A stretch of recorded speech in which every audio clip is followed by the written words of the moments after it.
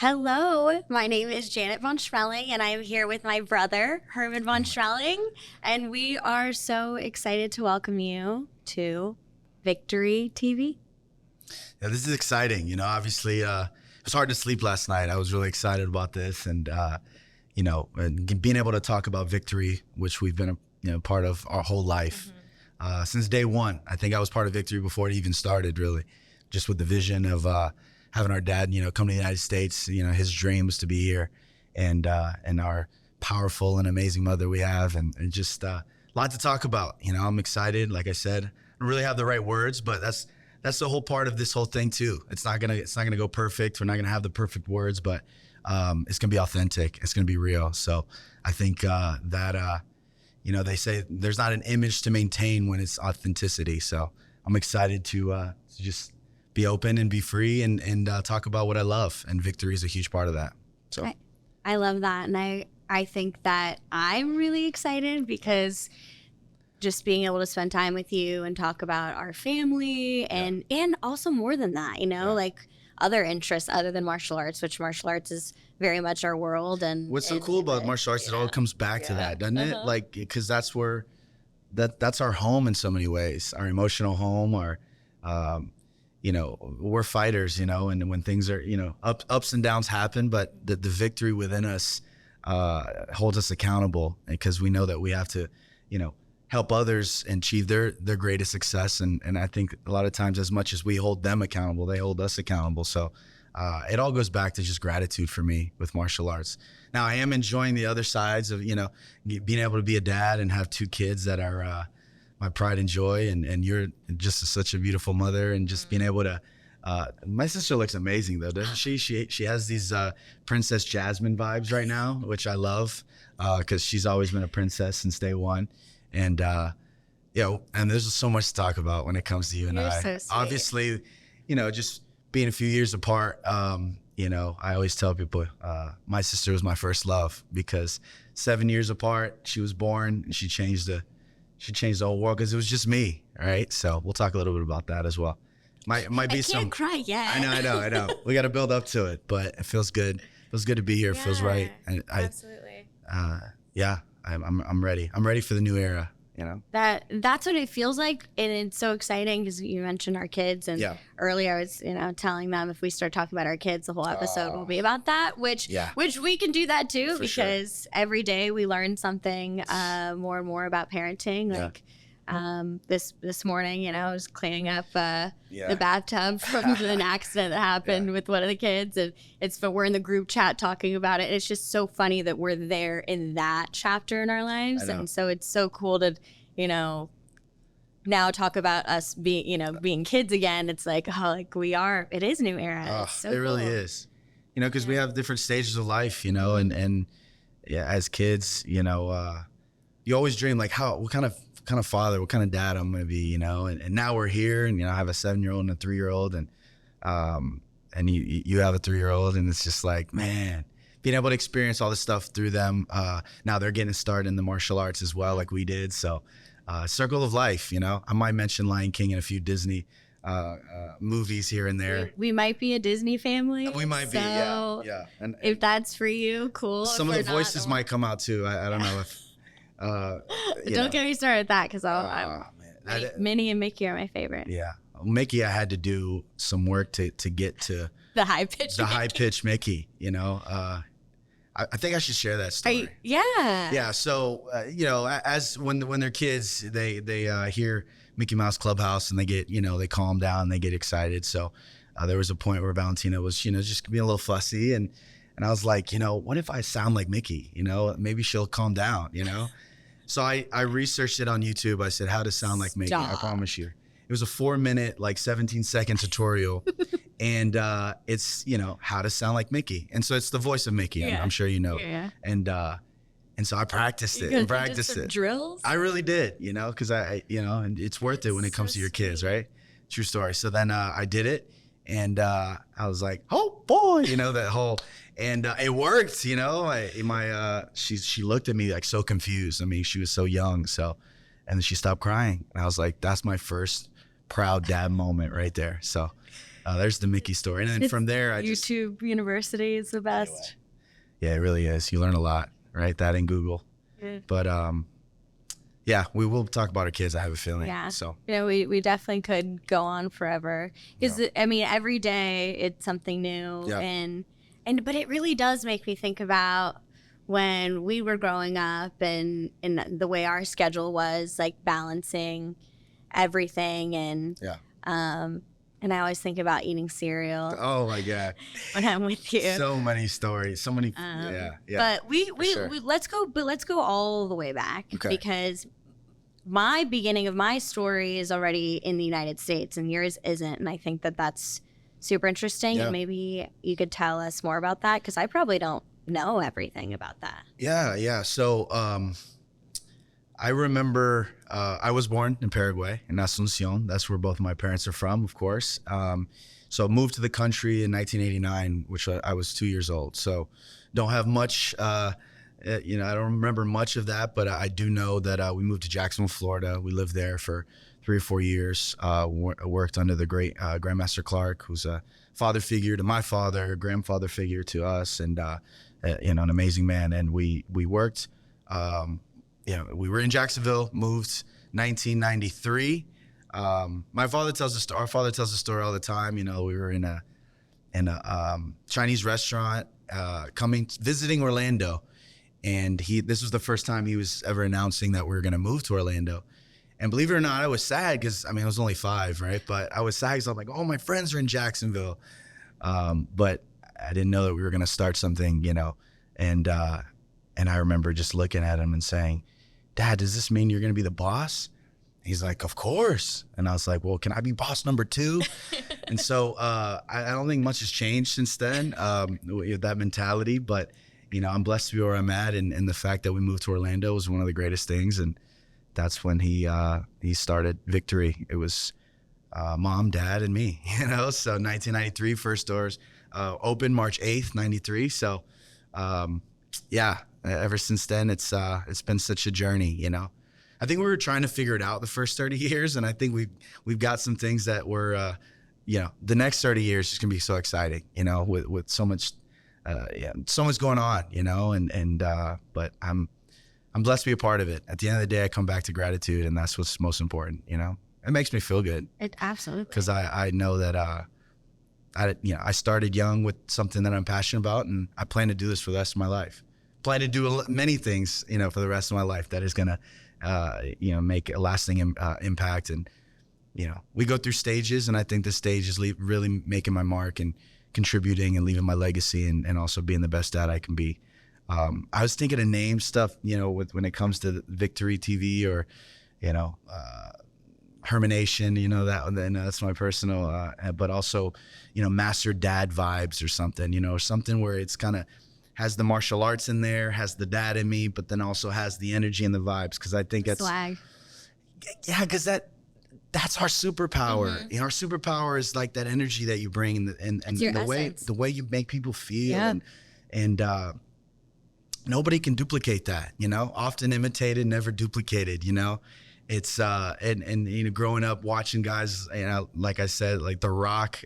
Somebody that if we knew each other, we'd be best friends. I feel like, and I know a lot of people say that because but I've known his story from being from Miami and as a kid, and and just mark my words, one day we'll speak. I'd love that. But anyway, a lot to do, a lot to get to. Yeah, there's a lot to look forward to, and I look forward to continuing to build a brand of Victory, which is, believe it or not, is a part of my life forever, because it was my first tattoo. It was Victory. So there you go. It's a part of me forever, and there's a story right there I'd love to tell. I was going to say, that's a funny story. First tattoo was Victory, and it'll always be my first, and it's part of me forever, somehow, some way. So, but I'm excited to keep expanding Victory, keep expanding myself, our relationship, Absolutely, being able to spend time, and anyway, just so much to talk about. So you, going back to the years, right? So you said, so 93 Victory opened stores in Winter Park, Florida. Yeah. where we both were born and raised. Went to Winter Park High School. So this is like Winter Park was our roots. Oh, absolutely. So that was, I feel like that was pretty awesome to have where it all started be such a big part of our lives. And, you know, no matter where we live now, it's just like Winter Park is still where, home. You know, it's where our heart is. It's where, you know, greatest memories we'll have forever. They're in Winter Park. And I remember when we opened Victory, you know, our parents didn't speak much English at all. I mean, really, like very little. And I just remember people in the shopping center like, oh, this foreign guy is not going to last long. You know, he doesn't speak English. What do they think? Opening a martial arts right here in Winter Park. And one thing. Yeah, people were not a fan. They were not supportive. But that's why I feel so good now, because being able to see our father just look at them and smile and say, it's okay. You'll be my student soon enough. Yeah. And he did. The first year, 300 members. I mean, his goal was first year? First year, which is insane. I mean, think about that. 300 new students the first year in business. With no English. No English. You know. No English. Coming to a new town. I thought all these words growing up were real, and they come to find out. But, you know. I still do that. There's still things that mom says that I say wrong, and I'm like. Yeah. But we know what she means, right? And that's what matters. Don't do what we say, do what we mean, you know? But just being able to see what our parents sacrificed and what they did, and being alongside of that, and greatest lesson, you know, is you know, being able to work for your own. You know, you got to work to earn your own. You know, and that's how you build confidence. Confidence doesn't come from the amount of likes you have or the amount of people that tell you you're good. It's the work that you put in that you're passionate about. So this is something I'm passionate about. So you just got to keep me on track with time, because, you know, time will fly with, especially spending time with you. Oh, you're the sweetest. This is so fun for me, because I get to also learn about myself within your stories. So that's pretty cool. I love that. Love that. And so I was born 94. Yes. So mom was starting that business pregnant with me. Yeah. So she was also working. Holding you with one arm, going and take, you know. My naps were in the back. Oh my gosh. And I just, there's so many memories together of like, okay, you know, trying to find places that were open late because we had to stay late for a ninja party or a pizza party. We used to do ninja nights. Remember that? Yes. Ninja nights is when the kids used to sleep over at the school. And my father literally would obviously never go to sleep. He'd stay up all night. Yeah. He was, and you know, I always wanted to be like him, so I would stay up too. And you know, it was, and we did it New Year's Eve, so the parents could have New Year's Eve off, so they can wake up on New Year's Day. So I got to be a part of all that and got to see it. So just nothing those but days are over. No more ninja nights, ninja parties, and we do different parents' night out, but we don't have students. You know, but it's just memories like that. And I was thinking too, you know, like Friday nights and how there's always the demo team nights.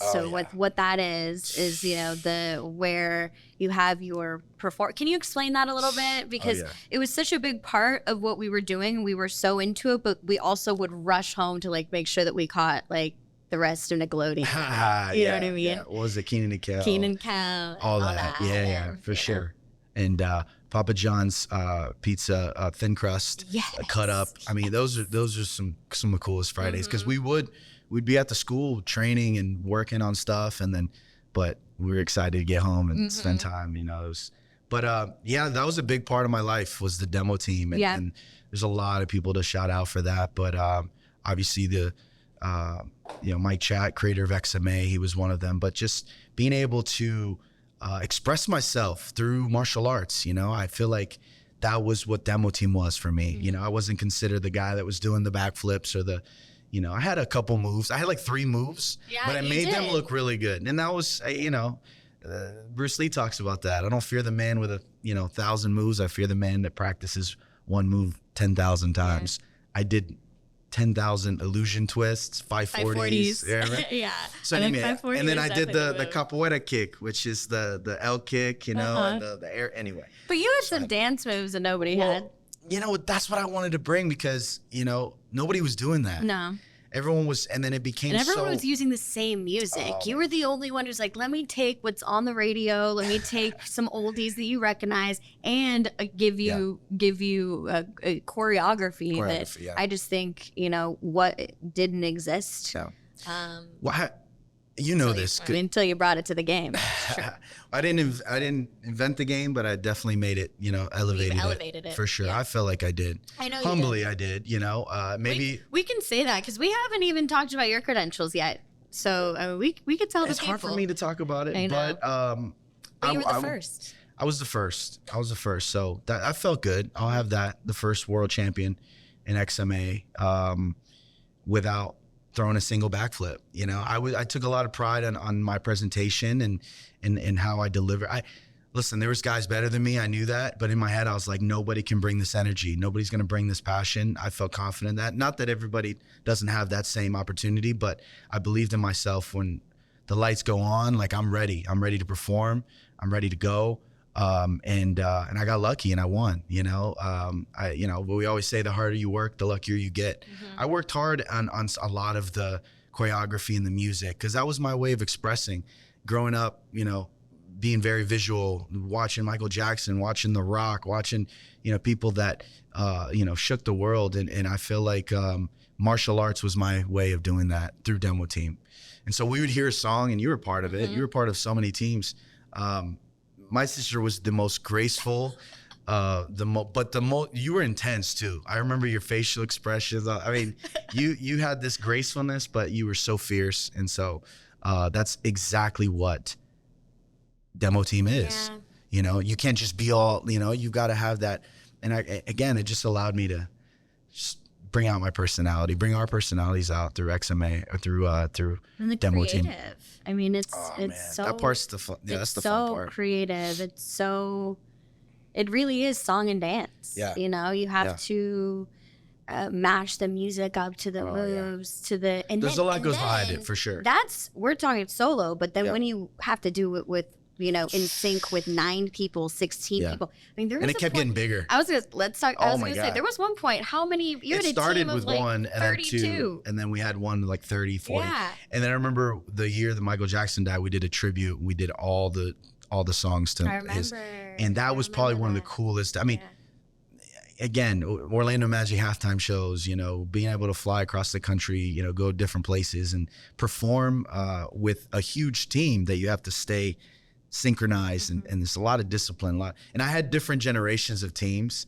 You know, the first generation was just a bunch of like all-stars, you know, studs. I mean, you know, there's so many that started, you know, and then the next generation came, and then the next generation. But the cool thing now is that first generation, like they're running their own teams, victory teams now, you know, and that's what's it makes me feel good. It makes me feel proud, you know? I'm really loving it. Like, I get to see Corey Joshua, who I was traveling with when he was on his team. He was the youngest on our team until, you know, Brian Chung came along, another kid that I you know, he spent many years with us, and now he's over at Florida State, and he's, you know, but he was somebody. I mean, I could talk about each and every one of the team, but the most important is that it really brought us together and made martial arts at that time. Like, and then you know, they blew up. Demo Team started to be a thing, and nobody, like I said, took the risk of dancing and adding. The song that came to play all the time was Sandstorm. Remember? Everything was the techno. Yeah. So when I came, I was like, we gotta switch it up. We gotta put some hip hop, Everyone using the same songs, doing the same thing. And I know that's said to be true, you know, even in the cheerleading world, like, you know, people using the same stuff, and, you know, it's very similar to that. Like, it is a full performance, and you have tumbling, you have, you know, stunt work in your demo team that, I mean, people are jumping over people, you have board breaks, you have weapons, you have these commas flying. So it's like if someone's kicking at the same time, we're in a commas flying, like, that's the problem, you know. Definitely get a nice fade. Yeah. So, but I mean, to have a team in sync when you're using weapons is like, you know, a little different than what people, you know, would normally think. Like, the difficulty level is huge on that. You know? Absolutely. You know, it has so many stories, and we would literally hear a song we liked and be like, oh my God, we got to use that. Yeah.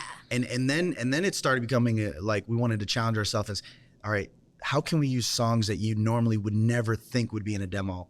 I got to shout out to like the Jabberwockies or those music groups that like they created their own music, but they would literally dance to like songs that people don't dance to, but they'd find that beat, and they're specialists. They're the best. And I wanted to be that demo team. I wanted to be the demo team that changed the game when it came to creativity, expression, dance.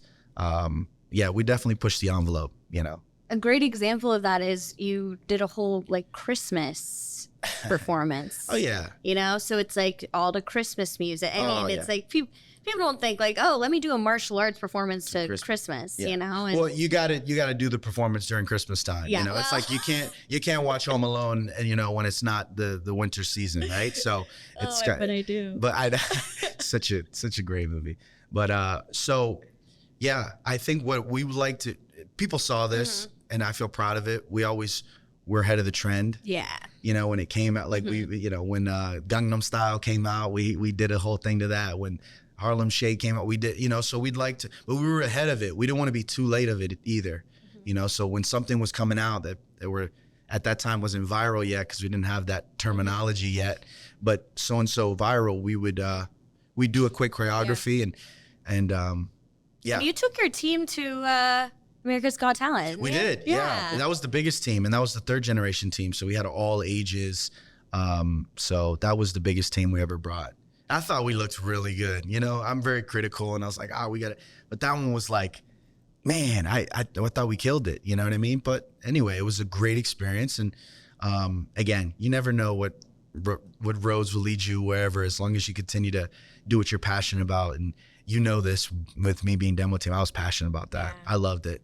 It was my form of expression. You would dream about it. Like you would wake up in the morning and you would you say, oh, I had to, write this down. I dream about it consistently, and I have a little notepad, and I'd wake up so I didn't forget. And now we just put the notes on our phone, but I would write it down, and then I'd tell the team, hey, we're meeting tonight, sometimes till 12, 1 o'clock. But it was, we had so much fun just doing the demo team stuff. And the ideas would just be, that's part of, that's what the brain's for, is to create and innovate, not to store information. You know, I know Albert Einstein said that, so we better listen. But it's true. Another famous author, Brene Brown, said the creativity is how I share my soul with the world.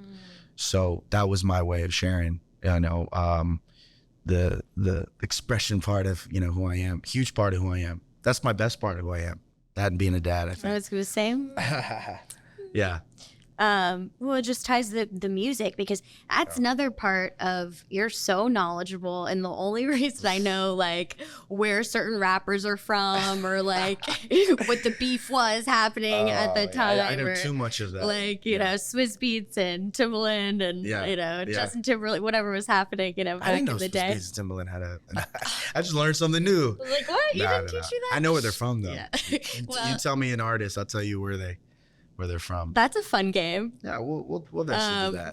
But I know, you always would be full of fun facts about just music. And so sometimes I don't know what's the point, but at least there's certain subjects I think I'm just, listen, we're all still learning this whole life, and we're learning. I think life is a huge lesson, and you just, and it goes through waves, but the most important is to, the bad times don't last, the good times don't either, but that's why you have to hold on to them and be grateful for them, so it's just all appreciating what's in front of you. I think a lot of times we get ahead of the game, and that's what our minds are designed to do, but I'm learning to be more present than ever, and back me up on that, because we spent a lot of time together. Yeah, but I think me too. Yeah, even moments like this, being off our phones is, I think I could do this for 8 or 9 hours, a day. I don't know. It's a long time. All right, is that a long time? Say that? Here, 8. We're gonna be here for 8 hours. Yeah. Just leave us the key. No, but you said something and I wanted to. I know. Touch on it, and I totally lost it. What were you just talking about? That might happen a few times, but that's okay. We were talking about music. Oh, okay. So go back to because of the music aspect of demo and your passion on that too, I feel like that also, overlaps with like the other stuff too, your passion for sports and your passion for like even this quote, you just pull out quote, like you mentioned, your brain doesn't store information, but I feel like your brain stores a lot of this information. It does. There's a lot of things that I, growing up, like I said, I was very visual. So music and dance and just performing, it was, was what I enjoyed and I loved, and so, I think just tying that into music and how I can affect that through martial arts, that was the demo team. And so, but yeah, I'm passionate about music. It's okay to have many passions, you know what I mean? And it's okay to, I feel like we can tie it all together with what we're trying to do, in Victory as well. Exactly. And so that's what's so great, is that we can tie in some passions that you have, performing wise and through the life skills. I mean, at the end of the day, the social skills through martial arts is the most important thing right now in our societies, right? So, and I'm very big on that when it comes to my kids, our kids, and I'm so freaking proud in how you are as a mom and how we are together as parents and being able to learn the lessons from being a kid and we're still learning. I'm still learning. Day. You know what I mean? So, every day. But the social skills, I'm so passionate about that. Our parents always told us, listen, we go anywhere, you go and say hello first to everybody. Nothing is more important than greeting and letting your presence felt from the moment you walk into somewhere. So, it's cool that my two little ones, that's the first thing they do. They see their tia Janet, they run to her, they see Nona, they see me, they see you have to say hello. And our father talks about that, which is, that's nice to hear. We would be brought into rooms, parties or events at, different, martial arts events. And he would say, you're going up to every single person. That's right. You are shaking their hand, looking them in the eye and saying hello. And everyone here needs to know who you are by the end of the party. That's it. And I would be 6. Yeah. Yeah. So it's like, yes, at the time, we'd be like, oh man, like, why is he making me do this? Exactly. But now, oh my gosh. I am so grateful. I can walk into any single room. We can walk into any single room, have any conversation, connect with another human. And that is exactly what we need right now. Connection and social skills. And we're going to get into that and we'll talk about that connection, that human factor that AI can't replace, which, look, I love me some AI. It will enhance and won't replace. This human connection and nothing's more powerful than that. Nothing's more powerful than that. And that's what Victory TV is going to be about. Is going to be about storytelling, human connection, and us just getting Victory's way out to the masses. Yeah, and being able to give people understanding too, like everything ties into life skills. Absolutely. Everything ties into life. I mean, that rule that our father made that you had to say hello when you walked in is the same rule I use with my kids. When wherever they go, they must say hello. And so that rule, because that's the rule in our school. Yeah. You don't walk in unless you say hello. You have to bow, and that's our form of saying hello, right? So you start doing it so much, you start walking into restaurants doing it. I've been in, you walk into Starbucks bowing, hello, it's just all habits, right? And do it all the time. You do it all the time. All the time. All the time. Hello, ma'am. Oh, where am I? But it's the first step to social success, and I think that's a big part of, because, well, social distancing was a big part the last, 4 years ago when it all started. So it was the exact opposite of what Victory is about. Victory is about connection. Closing the distance. Yeah, and having people interact face to face. As much as technology is great, and we all know it does so much, nothing more powerful than to be face to face and communicate. And that's what we're teaching our children, and we want to get that to the future because being digital is inevitable with their schooling, Absolutely. and there's so many amazing benefits of going digital. Obviously, we're doing it right. But my gosh, it's the new era. It's beginning. I mean, but we want to make sure that we have the next, the future know that absolutely that human connection is number one. Oh, that's number one. Yeah. The quality of life is based on the relationships you have, and that's not just going to be through technology. It's going to be how you made someone feel or how they made you feel in person. So I'm working on that. I'm getting better, right? Yeah. We're all growing. That's the beauty too. Every single day we have a new opportunity. Gosh, it feels good. It feels good to just know your past doesn't equal your future. your past should give you fuel to move and move in a direction that you want to go in. And I'm embracing that right now. Still got to work on areas, but you know, we all do. And I feel good about, Definitely. you know, who I'm becoming, I guess I can say. Because even when I said master dads, like, I don't want to make it seem like I'm a master dad. I've only been a dad for 7 years, but I'm on my way and I want to become that. And so that's why the master dads kind of thing is like a really thing in my like mind. that. And, but I think we're off to a good start. I know we're off to a good start because we're starting. What was it? You don't have to be great to start, but you have to start to be great. I love that one. I love that one. And That's a good one. I was thinking about that today when I was a little nervous about coming and sitting down, but I was like, man, how many conversations do we have without the lights and the microphones that are just so good? I know, it's like somebody needs to record that. So here we are. Great advice earlier for that. You gotta record it. And I remember teaching classes too, and I'd come up with these things on the spot, because that's again, shout out to our father. He was always challenging us in a way to make us better. Absolutely. And to make us better, you know, and he would say, all right, teach this, talk about this life skill, go. And I'd have to do it, and I'd have to think on the spot. On the fly. And I think I'm better many times on the fly like that. So, you know, it's all training, you know. Life is conditioning your mind, your body, your spirit. I think we're all working on that.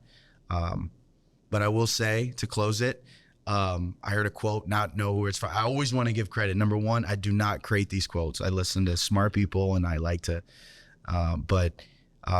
they say, and our father used this the other day, is like, when the ego dies, the soul is born. And I think about that every day, because I'm like, man, my soul's coming to life now. You know, it took a long time. It takes us guys a long time to get there sometimes, you know. Everybody has a little bit of ego. Yeah.